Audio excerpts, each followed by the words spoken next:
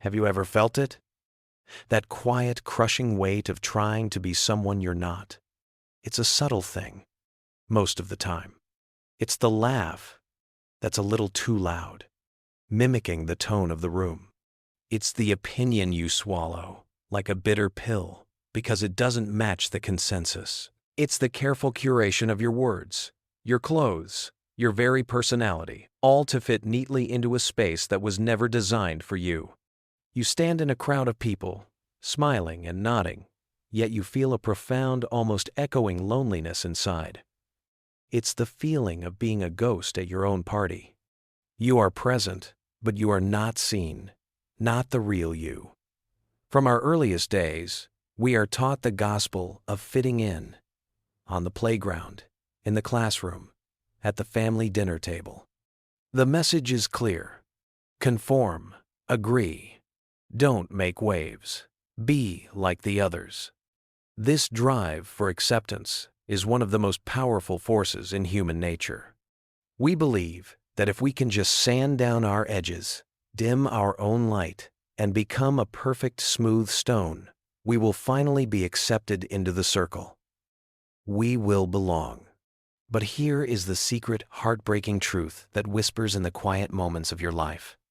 The more desperately you try to fit in, the more you disconnect from the only person you are guaranteed to spend your entire life with, yourself.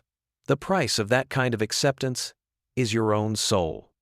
Think of your inner world, your true self, as a unique, wild, and beautiful ecosystem. It has its own climate, its own seasons. Perhaps yours is a misty, ancient forest, full of quiet wisdom, towering trees, and moss-covered stones. Maybe it's a sun-drenched coastal landscape with crashing waves of passion and resilient, salt-sprayed flora. Or perhaps it's a mysterious desert, silent under a blanket of stars, where rare, beautiful flowers bloom only after the rain. This inner ecosystem is your essence. It is the unrepeatable miracle of you, with all your quirky passions, your strange and wonderful thoughts, your deep-seated values, and your unique emotional rhythms. It is inherently, undeniably worthy. But when we try to fit in, we commit an act of violence against this sacred inner landscape. We look at our misty, ancient forest and see that everyone else seems to have a bright, manicured English garden. And so, in a panic, we start clear-cutting our ancient trees. We pave over the mossy ground. We try to force roses to grow in the shade and damp soil where they were never meant to thrive. We silence the unique bird song of our own intuition and try to imitate the chirps we hear from other gardens. We create a facade, a cheap imitation, and for a while, it might work. People might walk by and say, "Oh, what a lovely normal garden." They might approve of the neat rows and the lack of wildness, but you, the tender of this garden, you know the truth. You feel the deep, aching loss of the forest that was. You feel the strain of maintaining something so artificial. The roses wilt, the pavement cracks, and beneath it all, the wild, resilient spirit of your true ecosystem is suffocating, desperate for a single ray of authentic sunlight. This is the exhaustion you feel. This isn't connection, it's self-erasure. This journey of rediscovering your own inner landscape, of learning to cultivate it rather than pave it over, is perhaps the most important work we can do. It's about trading the exhausting performance of fitting in for the profound peace of true belonging. If this idea of nurturing your own inner ecosystem is already sparking a new perspective for you, take a moment to subscribe to Mind Decode Explained. We journey through these intricate landscapes of the mind together, finding our way back to our most authentic selves. Your true ecosystem is waiting. Let's learn to tend to it together. The deep, primal need to be part of a group is not a flaw, it's a feature of our human design. For our ancestors roaming the savannah, being cast out from the tribe was a death sentence. To be alone was to be vulnerable to predators, starvation, and the elements. So, our brains evolved a powerful alarm system, the fear of rejection. This fear is not just social anxiety, it's a deep, neurological survival instinct. When you feel that knot in your stomach, at the thought of disagreeing with your friends, or that panic when you feel you've said the wrong thing. You are feeling the echo of a million years of evolution screaming, "Don't get kicked out of the tribe." The problem is that our modern world is not the savannah.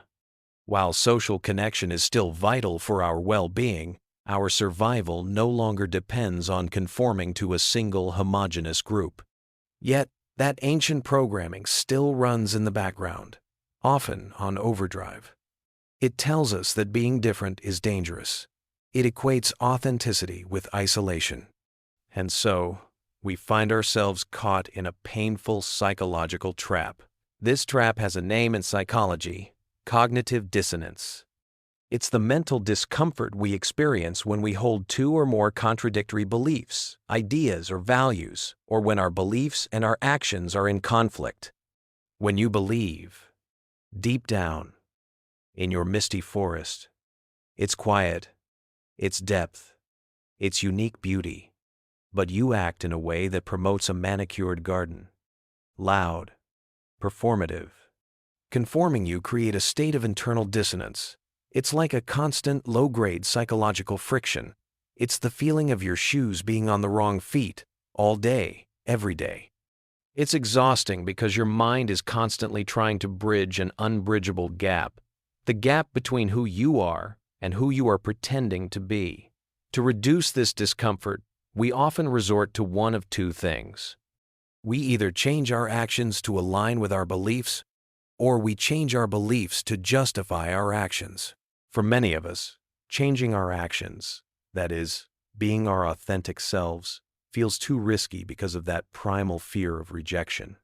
So, we do something far more tragic. We start to believe the mask is our real face. We convince ourselves that we actually prefer the manicured garden. We tell ourselves that our ancient forest was too dark, too weird, too much. We justify our self-erasure as growth, or maturity, or being easygoing. This is the ultimate betrayal of the self. We abandon our own ecosystem and become a willing caretaker of a landscape that doesn't nourish us. The renowned researcher and storyteller Brené Brown has dedicated her life's work to understanding these concepts. She makes a crucial distinction between fitting in and true belonging. She writes, "Fitting in is about assessing a situation and becoming who you need to be accepted. Belonging, on the other hand, doesn't require us to change who we are. It requires us to be who we are." This is a revolutionary idea. Let's return to our ecosystem metaphor. Fitting in is the act of looking at another's garden and desperately trying to replicate it on your own soil. It's a performance, driven by external validation. True belonging, however, is about tending to your own unique ecosystem, your forest, your coast, your desert, with such love, care, and acceptance that it flourishes. You learn its needs, you celebrate its quirks, you honor its seasons of growth and dormancy. And then, from this place of strength and authenticity, you find other ecosystems that resonate with yours. A forest doesn't try to become a desert to connect with it. Instead, it recognizes that they are both vital parts of a larger world. True belonging is when your thriving forest finds a river that wants to run through it, or a mountain that provides it shelter. The connection is synergistic, not sacrificial. It enhances both ecosystems. You don't have to change your nature. You just have to find where your nature is celebrated. This brings us to one of the most common and painful misconceptions we hold: the belief that if we are truly ourselves, we will end up alone. The fear is that our authentic ecosystem is simply too strange, too different, and that no one will want to visit.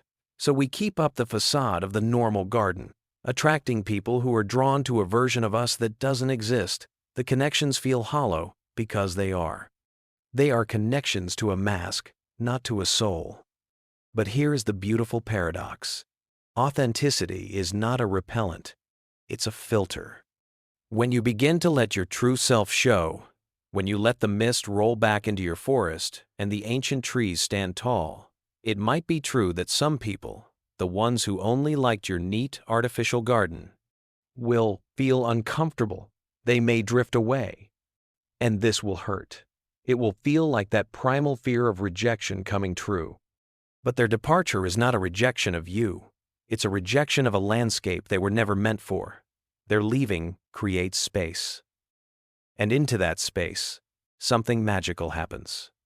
The people who have always been searching for a misty forest, the ones who feel at home in the quiet and the depth, will finally be able to see you. Your authenticity acts like a beacon, sending out a signal that says, "This is who I am. This is my climate. This is my truth." And across the way, other authentic ecosystems, other people who are tired of pretending, will see your light and be drawn to it. You don't find your people by becoming like them. You find your people by becoming more of yourself. You don't have to appeal to everyone. You just have to be a home for the right ones. There's a second common misconception we need to dismantle: the idea that authenticity is a license to be obnoxious, rude, or unfiltered. Many people are afraid to be authentic because they equate it with a kind of brutal, tactless honesty, where you say every thought that pops into your head without regard for others' feelings. This is a misunderstanding. Authenticity isn't about having no filter. It's about having an internal filter that is aligned with your core values, rather than an external one that is dictated by a desire for approval. True authenticity is rooted in what the psychologist Carl Rogers called the organismic valuing process. Rogers believed that every living thing has an innate, internal wisdom that guides it toward what it needs for growth and fulfillment. A plant naturally leans toward the sun. An animal knows what food will nourish it. Humans have this too. It's that gut feeling, that quiet inner voice, that sense of rightness or wrongness about a situation. When we spend our lives trying to fit in, we deafen ourselves to this internal compass. We start looking outside for direction, asking, "What do they want me to be?" instead of asking, "What feels true for me?" Authenticity, then, is the practice of learning to listen to that inner wisdom again.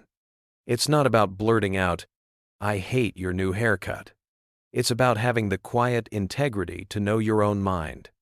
It might mean saying, "I see things a bit differently, and here's my perspective," offered with respect. It might mean silently choosing not to participate in gossip that feels wrong in your gut.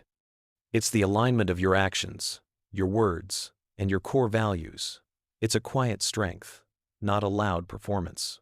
It's knowing the climate of your own ecosystem and acting in harmony with it, with wisdom, kindness, and integrity. So how do we begin this journey back to ourselves? How do we begin to deconstruct the artificial garden and rediscover the wild, beautiful ecosystem that lies dormant beneath? It starts with a process of gentle, compassionate archaeology. You must be willing to dig.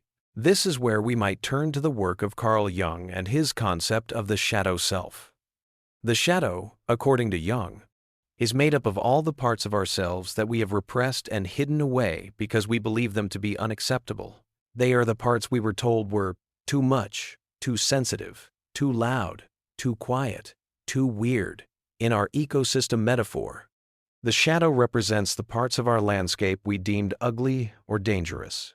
Maybe it's the swampy, marshy areas we were taught to drain. Maybe it's the nocturnal creatures we were afraid of. Maybe it's the fierce thunderstorms we tried to suppress. When we try to fit in, we banish these aspects of ourselves to the shadow. But they don't go away. They simply operate in the dark, often gaining power from our neglect. A suppressed anger can fester into bitterness.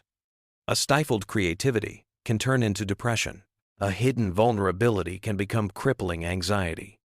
The work of true belonging is not to destroy the shadow, but to integrate it.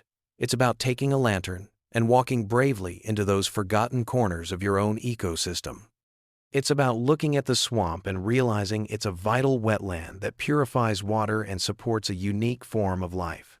It's about listening to the howl of the nocturnal creature and understanding it's a part of your instinctual nature. It's about learning to honor the power of the thunderstorm, knowing it brings the rain that is necessary for growth. This is not easy work. It requires courage to face the parts of yourself you have been taught to hate. It means acknowledging your jealousy, your fear, your sadness, your anger not as flaws to be eliminated, but as signals, as information. Your anger is a sign that a boundary has been crossed.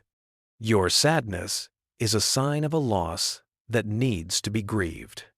Your fear is a sign that you are standing at the edge of your comfort zone, on the precipice of growth. When you begin to embrace and understand your shadow, you become whole. Your ecosystem becomes more resilient, more complex, and infinitely more interesting. You stop being a two-dimensional photograph of a garden and become a living, breathing, three-dimensional world. The journey starts with small acts of excavation. Begin by getting quiet and just observing your inner landscape without judgment. What thoughts naturally arise when you're not trying to impress anyone? What activities make you lose track of time? That's the native flora of your ecosystem. What feelings do you consistently push away? That's your shadow, asking for your attention. Keep a journal, not as a record of your day, but as a field guide to your own inner world. Write down your weird ideas, your secret daydreams, your unpopular opinions. Don't judge them. Just document them. You are an explorer, charting an unknown continent. You are simply mapping what is there.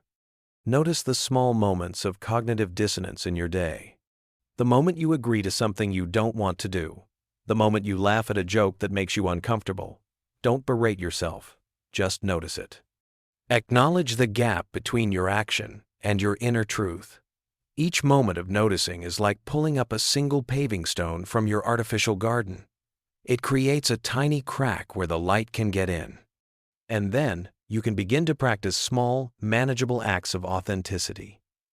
This isn't about making a grand dramatic declaration of your true self to the world. That's overwhelming and often counterproductive.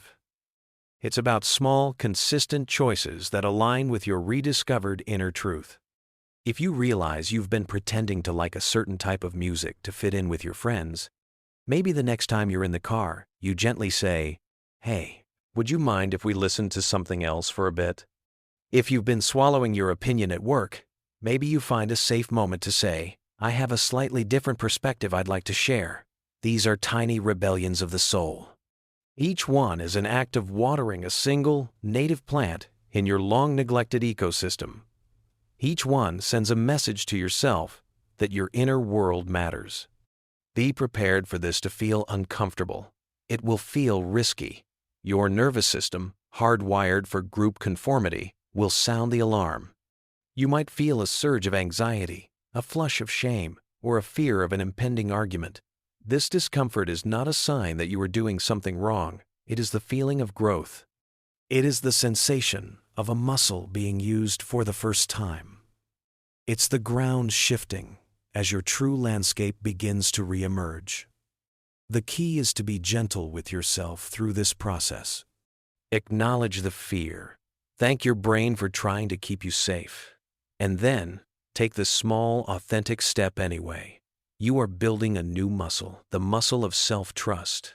You are learning that you can survive a little bit of disapproval.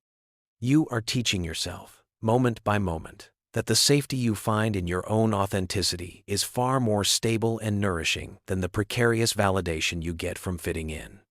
As you continue this work, something profound begins to shift. The central goal of your life is no longer about gaining acceptance from others. That's an external, and therefore unstable, goal. The new goal becomes internal, to cultivate a thriving, authentic inner ecosystem that you, yourself, love living in. Acceptance from others transforms from a desperate need into a delightful bonus.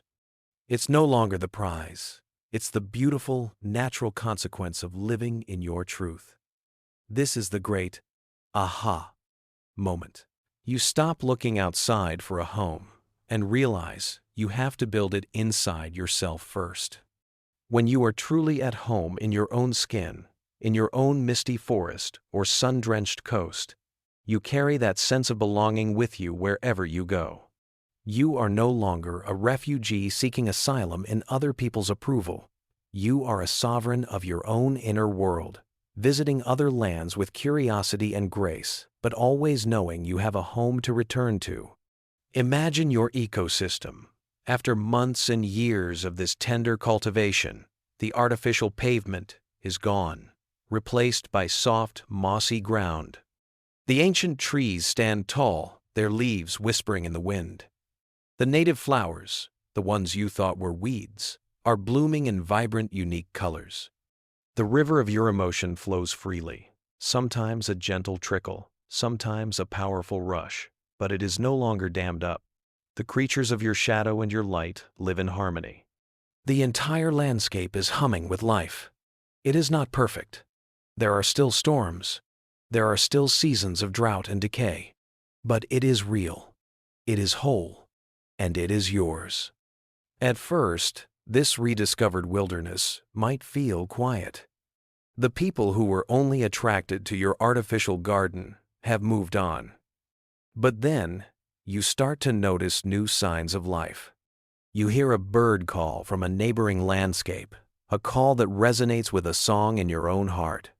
You see another ecosystem on the horizon, just as wild and unique as your own. You realize you are not a single isolated island, but part of a vast, interconnected biome of other authentic souls. This is the beginning of true connection. It's the meeting of two whole, thriving worlds who come together not out of neediness, but out of a shared resonance and a desire to witness each other's beauty. This connection is deep, resilient, and nourishing, because it is rooted in the truth of who you both are. So where do you go from here? The journey doesn't end. Tending to your inner ecosystem is a lifelong practice of love and attention. It's a gentle daily return to yourself. You have spent years, perhaps a lifetime, learning how to conform, how to fit in, how to abandon your own inner world. The journey back will take time, patience, and a radical amount of self-compassion. The world will continue to pressure you to pave over your wilderness and build a more conventional garden. The pull to fit in will always be there. But now, you have a choice. You have a map back to your own sacred ground. You know the difference between the hollow echo of applause for a mask and the deep, resonant hum of being at peace in your own soul. You have tasted the freedom of authenticity, and it is a taste you will never forget.